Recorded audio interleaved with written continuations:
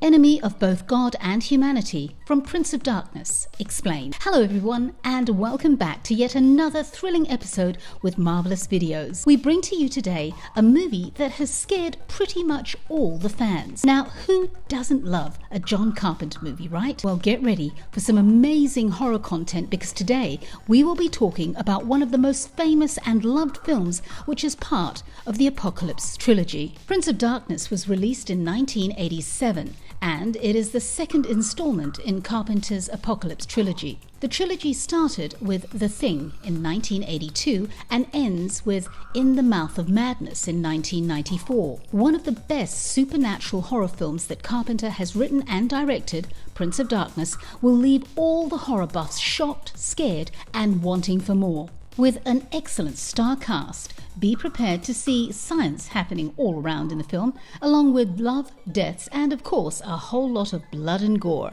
It brings to our screens a series of horrifying events which take place one after another without giving the characters any time to breathe. Well, that is what makes it all the more exciting to watch. Oh, and there is also the terror of possessions every now and then. There are teachers and students, along with the mysteries revolving around the local church. Taking place in Los Angeles, there is a quantum physicist, Professor Howard Birack, who is played by Victor Wong. He has come to help out a Catholic priest, played by Donald Pleasance, with some of his students. They are trying to investigate something which has stayed hidden in the church for a very long time. Now, without further delay, let us dive right into the story and see what exactly is happening at this church and how it's going to bring about so many deaths and possessions of several people. Before we go into our list, we have a very small request. If you like our content, please support us by subscribing to our channel. This is a small click from you, but it means a lot to us. Thank you. Let's begin.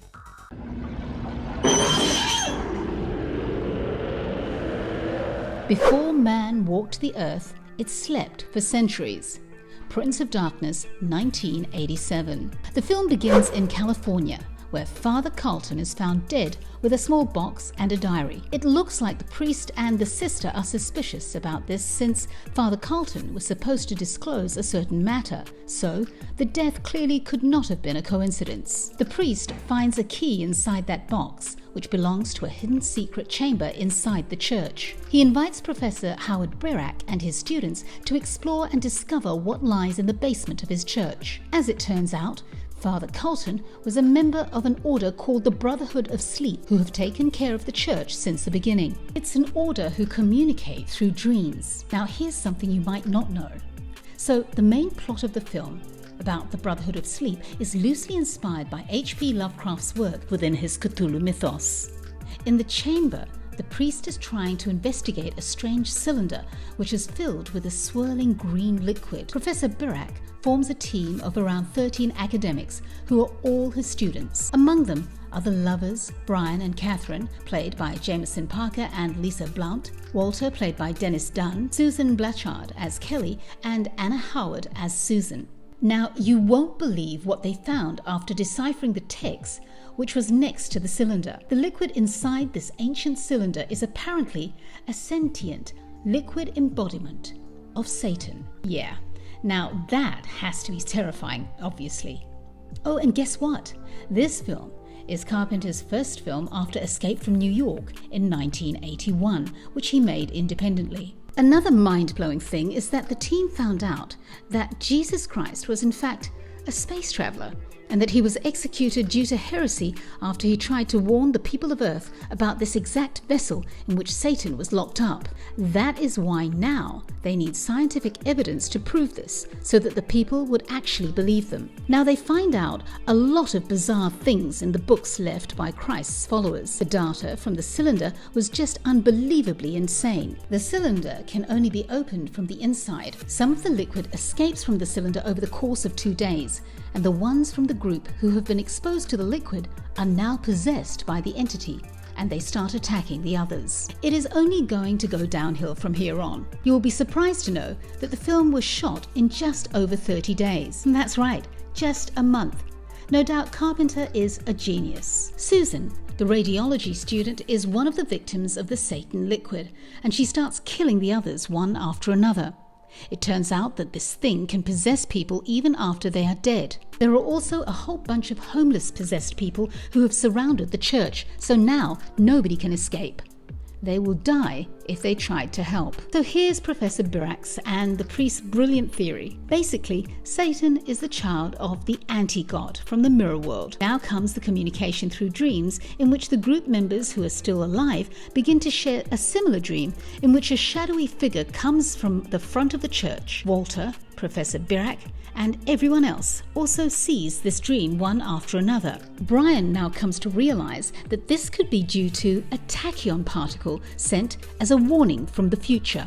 Now, a tachyon is basically a theoretical subatomic particle which can travel faster than the speed of light. Because nothing has been known to be capable of moving faster than light, tachyons could really move back in time and might well be used to send a message from one time to another in order to alert others about a specific event. An interesting fact about the film is that several of the scenes were shot at the University of California, which is the alma mater of John Carpenter, which he attended as a film student. Alright, now get ready for some really scary scenes because the actual possession is about to take place. It happens when the cylinder is slit open and all the liquid is absorbed by Kelly's body since she was the chosen one. Obviously, it transforms her into the physical vessel of Satan, who is horrifyingly disfigured with telekinesis and regeneration powers. As it turns out, all this time, the liquid was just waiting for a vessel. Kelly, who is now Satan, first tries to summon the anti-god through a tiny mirror. But since it didn't work, she soon finds a huge mirror and puts her hand through it to draw out the anti-god. Terrifying scene indeed. We do see the anti-god's hand coming out of it, but Catherine, who is still in her senses, tries to save everyone by pushing herself against Kelly and sending both of them inside the mirror portal. That definitely was a heroic move. So, in order to close the portal of the anti-god, the priest breaks the mirror with an axe, which in turn traps Kelly and Catherine, along with the anti-god, in another realm. We later see Catherine from the other side, trying to reach out to the portal again, but it closes before she can. Now, if you're thinking that this is the end for Catherine, well, wait until you discover yet another scary scene. After the portal closed, all the possessed bodies were set free and everything seemed great. It was as if all their troubles had finally gone away. Oh, but the biggest one is yet to come when Brian has the same dream as the rest of the group, but it looks like the dream has transformed a bit. Instead of a shadowy figure, Brian sees Catherine in his dream, who is coming out of the church. And as if that wasn't scary enough, we see a possessed Satan-like Catherine lying next to Brian. Now that sure gave us a scare, but thank God it was just a dream inside a dream. After he actually wakes up, he takes the dream as a sign and goes to his bedroom mirror to see if his fingers will penetrate the mirror. Just as he stretches out his hand and is about to touch the mirror, our screens go black, the end credits roll in, and that is how this epic horror film ends. So it looks like we really aren't going to find out if another portal did end up opening in Brian's bedroom. But the thought of it sure is scary enough. Here's something interesting which you didn't know. The central location of the film is actually a church named St. Goddard's. We know all of you are excited about hearing about what the devil is like, so let's dive right into discovering about the liquid embodiment of Satan.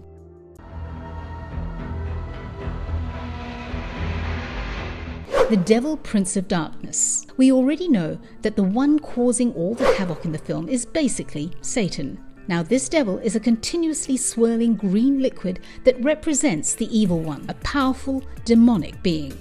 He also calls the anti-god his father, who is an even greater villainous force. After Lisa translated the ancient text from the book into English, we find out a lot of things related to the origin of the green liquid. So Satan was imprisoned in a cylinder for 7 million years. Now, hundreds of years later, in ancient Israel, Jesus, who comes to warn everyone about Satan and the anti-god, was thought to be insane. So he was executed and crucified. But his disciples kept the secret hidden from civilization until humanity begins to develop a science so advanced that it will be capable of proving through scientific means that what Jesus had warned them about was in fact all true. In the 16th century, there was a Christian sect in Spain known as the Brotherhood of Sleep. They discovered the cylinder in which Satan was imprisoned, somewhere in the Middle East, and asked the Spanish government to relocate it. The Brotherhood managed to bring the ancient object to America and took a vow of silence,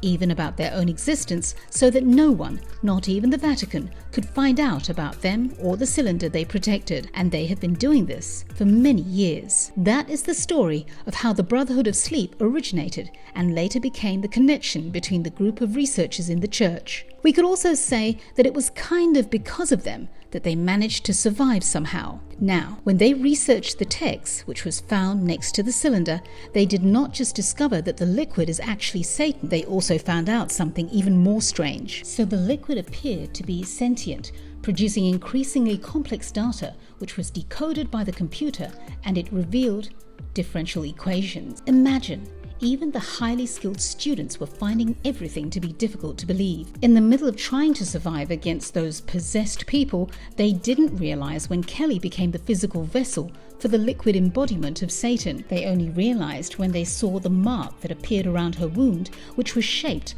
like the Brotherhood of Sleep's very own crest. So before anyone could make an attempt to save Kelly, all the green liquid was absorbed by her. Now, we all know how things went down from there. Sure, Satan did not succeed in bringing the anti-god into this world, but who knows what he will try next. The way that the film ended, it sure did not look like Satan, be it in any form, was going to back down so easily. Let us not forget what the priest said about Satan. No prison can hold him now. That's right, even in a liquid form, Satan managed to cause so many deaths and terror among the people.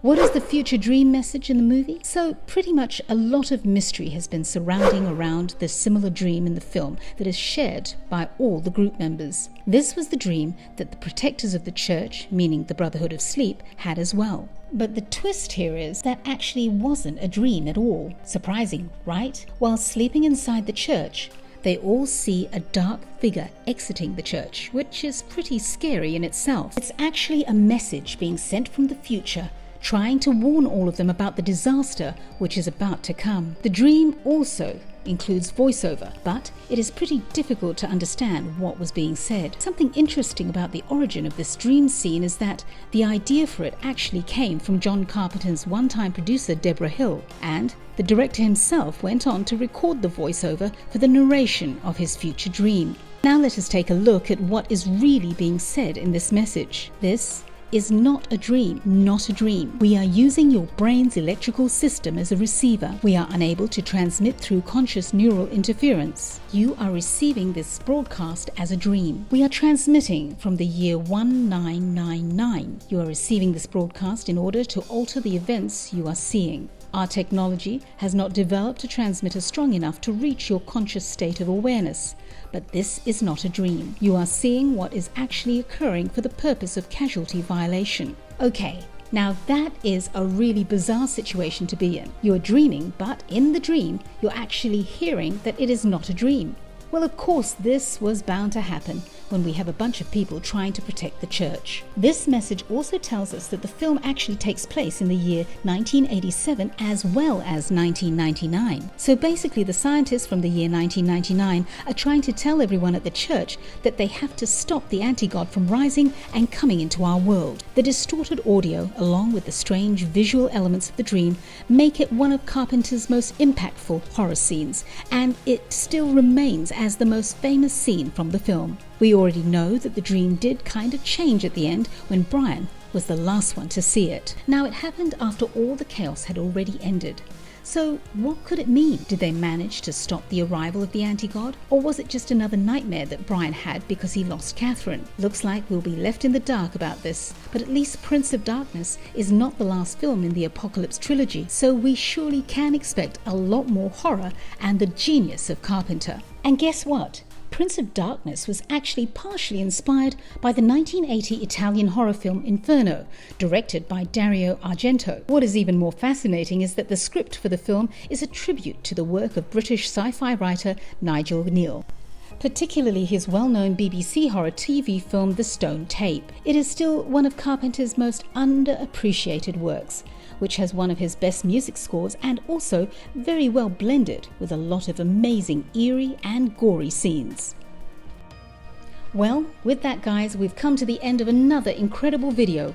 We hope you enjoyed watching it. Do click subscribe and hit the like button on your way out so that we can keep bringing you more such videos. Until then, stay safe and have a good one.